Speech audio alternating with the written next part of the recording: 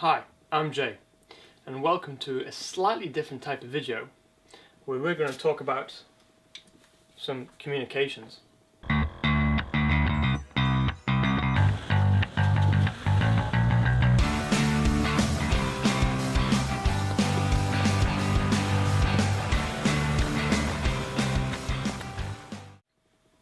So, basically, the garage is in a bit of a tip again, but this time we're having a bit of work done, a couple of extra power sockets been put in, etc, etc. So we've decided to do a couple of videos talking you through some of the gear that we use in different aspects of overlanding, why we use them, and how we would possibly improve the gear. This isn't a hard and fast how-to of these particular areas. This is just how we do it. You might have other opinions and other choices to make because of different circumstances, etc. So yeah, this is just what we use and why we use it.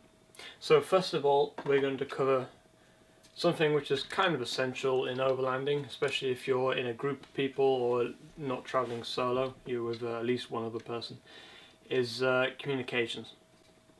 Now communications I'm going to break down into three categories. One being vehicle to vehicle, i.e. you've got you're in a convoy with another vehicle, or even you just happen to meet up with another like-minded individual and decide to go out on a day's worth of laning with each other, etc. So you'd need effective communications between vehicles, potentially at times quite a large distance. The next category, which I'll be covering, is vehicle to person or vehicle to spotter, however you want to put it. So once you start getting into the more technical routes, having a spotter outside guiding you through is a great help, and it's a great asset. So how do you communicate with that? You could try and shout out the window, but you don't want to mishear something, stop, left, right, you know. So clear and concise communications at that point is essential as well. And the final category I'm going to cover is emergency communications. I mean, it's kind of self-explanatory, a way of communicating with the outside world, so to speak, in the event of emergency, medical, breakdown. I could have gone on to things like communicating with family and keeping people up to date, but that's all down to your personal choice. Not an essential area in my eyes, in my opinion. Sorry. So I'm gonna skip over that. So let's jump right into the first category, is vehicle by vehicle. So in the Hilux we have a mobile CB radio, which has an external antenna. That, as long as the other vehicle is equipped with a CB radio, is more than adequate for our needs to communicate between driver of our vehicle and driver of theirs. If they don't, which we have actually come across that before, one of our first trips we went out laning with Dara from Tough Track, and he didn't have a CB radio fitted at the time, so that's how we gave him our spare handheld, which it did the job. It wasn't great because obviously the aerial is on top of the radio, and if you're trying to operate this from inside the vehicle, you tend to lose quite a lot of your effective range straight away, just because you're trying to get through the steel roof. But we weren't that far apart. We had mobile communications as well. We had each other's phone number. We weren't in any dead spots, so it did the job. Like I said, ideally you have both vehicles with a CB radio with an external antenna, and then you at least have a little bit of mileage. If you get split up on the road, for example, you're still going to have decent communications. To try and improve on this, the only route you could really take, which, well, I guess there's two routes, which you could go down PMR route, which I'm going to cover in more detail in the next category. However, the other option also is to go and get your ham radio license. But again, the chances of you meeting someone, unless you're guaranteed to be in a convoy and that's something that you kind of you agree before you go that both people, at least one person in each vehicle, is going to be licensed to use them frequencies, it's not a viable option. So for the time being, we'll keep our CB radio set in the vehicle. I leave it switched off most of the times unless I'm going to use it. So yeah, no particular upgrades planned in that department. Next being vehicle to spotter. Now this is something that we have been looking into to improve. Again, the Hilux has a CB radio, so my initial thought was to utilise the equipment that's already there and get another handset which is able to connect to it. Thus brings in our handheld CB radio. This is a Midland Allen 42 Multi, which is a very popular handheld CB radio. As handheld goes, they are quite expensive, about the same price as a semi-decent CB radio set for the vehicle, and it does come with its downsides.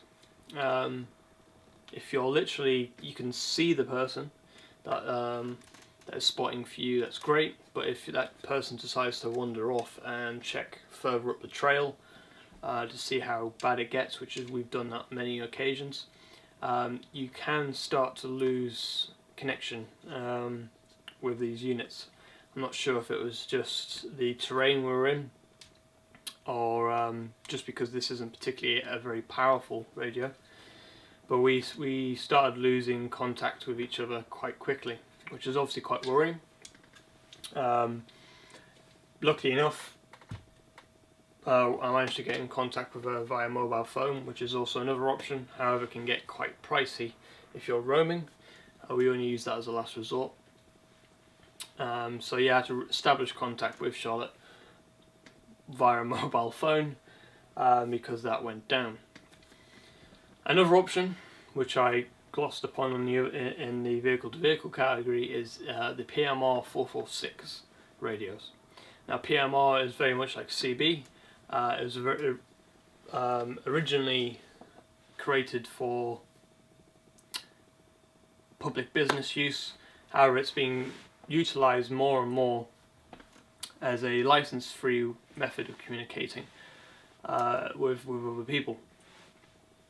It's on a different frequency range to CB radios, so the characteristics in how the signal penetrates through foliage and stuff is different to CB radio. I haven't used a lot of PMR 446 myself, however it is a viable option which we're going to look into.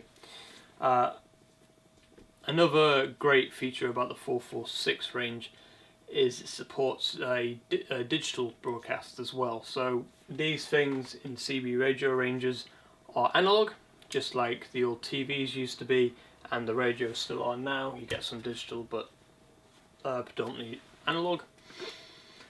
They tend to fade out over time, and there's not a lot you can do to privatize your network. So for example, if it's very, very unlikely, but if most of the CB channels are busy, or just people interfering, playing music over the radio and all that kind of stuff, there's not a lot you can do about that.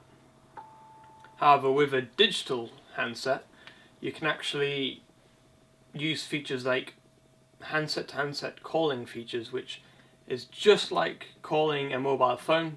You get a completely private connection, probably not encrypted, but it means that you won't be interrupted by any other transmissions. I haven't actually got any digital handsets yet. This is something we're looking into. They are quite pricey.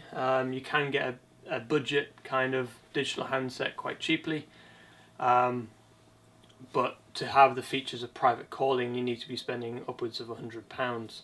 So they are quite an expensive option. However, if you're not that bothered about people possibly listening into conversation or being interrupted, a cheap analog set of PMR 446 radios or a programmable radio programmed to 446 would be more than adequate for your needs. Last option again possibly is hand radio. If you have again, if both the spotter and the driver is licensed, then you'd be able to use a base station in the vehicle, for example, and a handheld. So that leads us to our final category.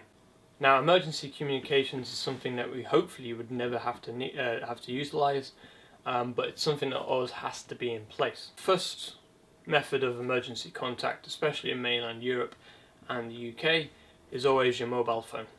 Unless you're somewhere a little bit remote, for example, when we did the North Coast 500 in Scotland, north of Scotland, we did struggle for cell phone service in a few spots. It was probably enough to still ring the emergency services if we had to, but it wasn't exactly reliable, let's put it that way. So, it's an option, but if you know you're going to be somewhere with spotty reception, then you should look into something like this, which is actually called a spot. This is a GPS transceiver, I guess you could call it. I'm not exactly I can't exactly remember what they actually call these units, but this is a little GPS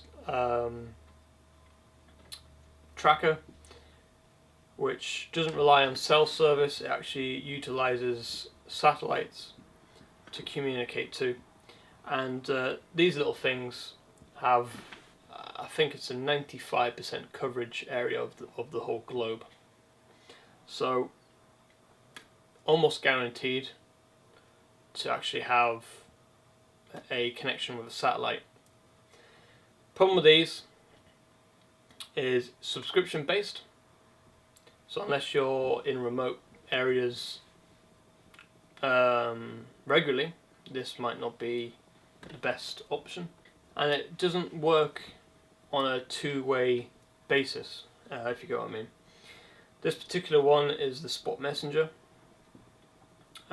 which is the Gen 2 one. I think this is quite an old one, this one. We normally only buy a subscription when we know we're going to be away somewhere which is a little bit remote, but this one has a feature of tracking, sending an OK message. So you press that message and it sends a text message or an email to a predetermined list of people that you set up before you leave with your GPS location. It also has helping or help assist, which is a button you can press if you're in trouble but not in an emergency, i.e. a breakdown or someone's taken slightly ill, and again it will alert a predetermined list of people to your location and a pre-organized message. Now when the proverbial hits the fan, you have the SOS button. Problem with this SOS button is it summons the whole cavalry, because they don't know exactly what's wrong, they can't speak with you, so they assume the worst case, so they send literally the whole lot, which basically goes to a GEOS center, which off the top of my head I can't remember what that actually stands for, but it's basically a center of that receives your signal and then organizes local emergency services from there. That can cost, I can't remember, it's something ridiculous like 20 grand or something every time you push that button. The plans come with insurance, so that bill doesn't actually come to you, but yeah, it's something to think of. Literally, this is the worst case scenario. You push and hold that SOS button, and you're definitely going to get help one way or the other, but not to help change your tyre. Is there ways we can improve this? We're not particularly looking into them because we don't find ourselves into that much of a remote location very often. But another way you could do it is sat phones. Sat phones use very similar technology to this kind of thing. However, it is voice to voice. So you will have a two-way conversation with someone's cell phone or mobile phone, and that means that you get exactly the help you need. You can ring a mate up and get them to ship a part over to you. You can ring the local emergency services and ask for an ambulance or fire or a specific service that you require. Bad thing about cell phones, minutes are quite expensive. The handsets are quite expensive. Not too bad if you're going to utilize it, but something sat there idle, probably not worth the money. Advantages to it being same kind of coverage as the Spot, 95% of the world. So yeah, guys, that's just our equipment we use for communications. Like I said, to update family and post pictures, we use Wi-Fi of campsites when we use them, and if we're really desperate for data, we can use a roaming SIM. I try and stay away from that kind of thing when I'm away, because it won't be switching off from all that kind of stuff. But yeah, it's an option as well. But other than that, there's not much else you can do. So, hope that's helped. Hope that's given you a little bit of insight. If you have any questions about any pieces of kit we actually use, or if you want some more information on the PMR 446, I'm reading into that myself, so I may be able to help you out with that. Just comment in the section below. Give us a thumbs up if you've helped, and subscribe to make sure you keep your ears out for them videos coming up when we do make our improvements to our communication kit. But until then, see you later.